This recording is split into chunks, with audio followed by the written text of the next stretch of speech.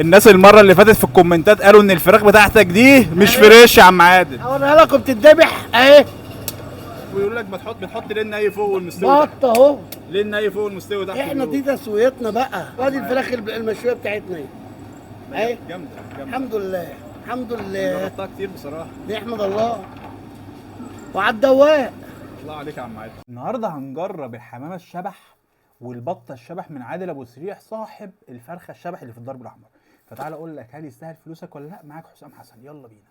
وفي مفاجاه ليكم انا هقول لك عليها، بس نطلع بس نشوف الفرخه. شوربه، عيش، سلطه، ده خيار مخلل، طحينه، طبق سلطه، وطبق بتنجان مخلل. فتعال نقول بسم الله ونفتح. قرب كده يا مصور، قرب قرب قرب قرب قرب قرب. البطة الشبح ومعاها بنتها الصغيرة الحمامة الشبح. شفتها قبل كده؟ انت شفت دي قبل كده؟ بينا نمسك البطة الشبح. ده انت بطة عنيدة، ده انت ذكر بط. ايه ده؟ دي محروقة. هي دي محروقة يا جدعان ولا هي كده؟ اتفحمت. طيب انا جبت دي للمصور اهي، حمامية محشية مشوية في الشواية. ده يتفتح ازاي بقى يا مصور؟ بس هو مولع. جاهز؟ اوبا، شفت ذكر البط؟ ايه ده؟ قرب كده، نقول بسم الله ونقطع.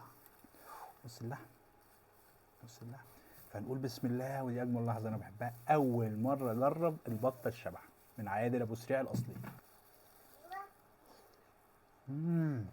دي جامده قوي، جامده مش حلو، جامده. اللي هيعرف سعر البطايه دي كام والله ليه عندي فرخه شبح، مش بطه، لان هي غاليه غاليه غاليه يعني. فهجيب لك فرخه شبح ده وعد. خمن يعني، عايزك. ايه ده؟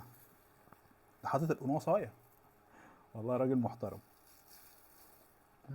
حلوه قوي قوي قوي. دي اجمد من فرخ الشبح، اجمد من، قرب كده مصور، قرب مصور، اجمد من الفرخه الشبح ومفيش زفاره ومستويه حلوه قوي.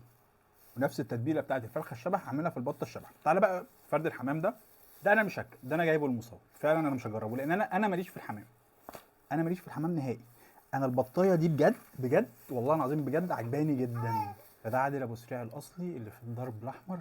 مكان حلو، الناس هناك ذوق. عارف انت الاماكن الشعبيه دي بجد يعني بتطلع اكل حلو قوي. فرد الحمام ده ب 180 جنيه. انا مش هقول لك سعر البطه، لو عرفته بجد ليك فرخه كامله من عندي هديه. وقول لي هل لو رحت هتجرب البطه الشبح ولا الفرخه الشبح؟ فاشوفك فيديو جديد. كان معاك حسام حسن، ويجرب الاماكن كعميل مش كفود بلوجر.